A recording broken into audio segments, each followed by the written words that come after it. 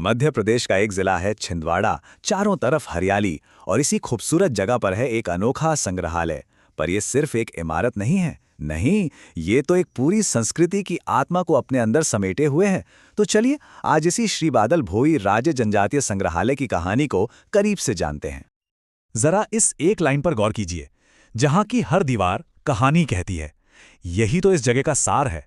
एक ऐसी जगह जहां इतिहास सिर्फ किताबों में नहीं, बल्कि दीवारों पर, कलाकृतियों में और हर एक कोने में जिंदा है। ये सच में एक जीती जागती कहानी है। बिल्कुल, ये कोई पुरानी चीजों का गोदाम नहीं, बल्कि एक ऐसा अनुभव है जो हमें सीधा समय में पीछे ले जाता है, जनजातीय जीवन के बिल्कुल बीच में। यहाँ उनकी परंपराएं, उनकी कला, उनकी रोजमर्रा की जिंदगी, सब कुछ आज भी सांस लेता हुआ महसूस होता है। तो फिर देर किस बात की, चलिए दरवाजे खोलते हैं और संग्रहालय के अंदर कदम रखते हैं।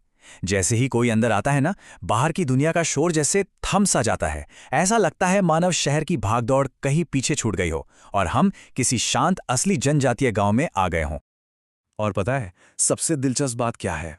ये चीजें सिर्फ देखने के लिए नहीं रखी हैं।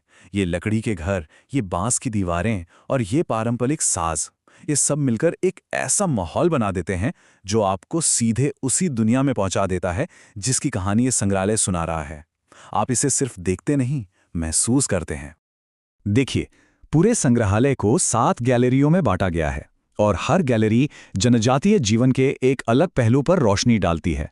कहीं उनके देव पूजन की गहरी आस्था दिखती है, तो कहीं लोक नृत्य का उल्लास और उमंग। ये हमें उनकी संस्कृति की गहराई और उसकी विविधता से रूबरू कराता है। तो अब मन में ये सवाल तो उठता ही है कि इतनी गहरी सोच वाला, इतना खूबसूरत संग्रहालय आखिर बना कैसे? इसके पीछे का विचार क्या था और इसकी जरूरत महसूस ही क्यों हुई? तो हुआ यूं कि इस विचार का जन्म एक जरूरत से हुआ।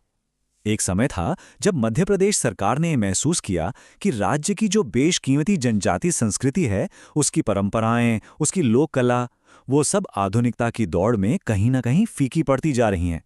उन्हें बचाना, उन्हें सहेजना बहुत जरूरी हो गया था। और बस यहीं से इस संग्रहालय का विचार पैदा हुआ। फिर जगह चुनी गई छिंदवाड़ा, क्योंकि ये इलाका तो खुद ही जनजातीय समाज की परंपराओं का एक मजबूत गढ़ है। और फिर आया वो ऐतिहासिक दिन 20 अप्रैल 2013, जब इस सपने को हकीकत में बदल दिया गया।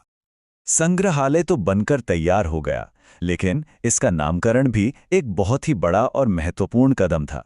एक ऐसा नाम चाहिए था जो इस जगह की आत्मा और इसके मकसद को सही मायने में बयां कर सके। और ये नाम समर्पित किया गया एक महान जननायक को, एक ऐसे नेता को जिनकी पूरी जिंदगी ही जनजातीय समाज के सम्मान और अधिकारों के लिए एक संघर्ष थी। नाम था श्री बादल भोई। श्री बादल भोई सिर्फ एक व्यक्ति नहीं थे, वो एक विचार थे। उन्होंने अन्याय के खिलाफ आवाज उठाकर अपने लोगों को सिखाया कि आत्मसम्मान के साथ कैसे जिया जाता है।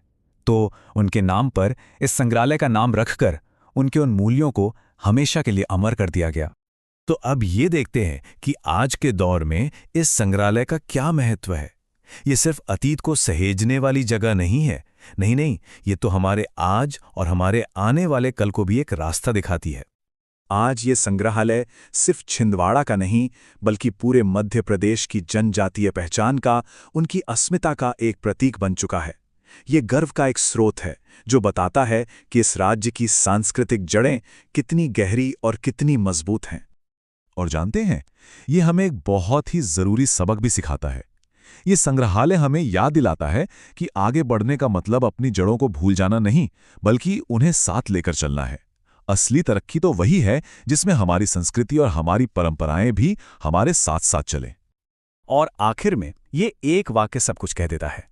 ये संग्रहालय सिर्फ एक इमारत नहीं, बल्कि हमारी मिट्टी की, हमारी संस्कृति की और हमारे इतिहास की एक जीती जागती विरासत है। तो ये कहानी हमें इसी सवाल के साथ छोड़ जाती है कि हमारी अपनी जड़ें क्या हैं, वो कौन सी परंपराएं और मूल्य हैं जो हमें हमारी असली ताकत देते हैं। सोचिएगा जरूर।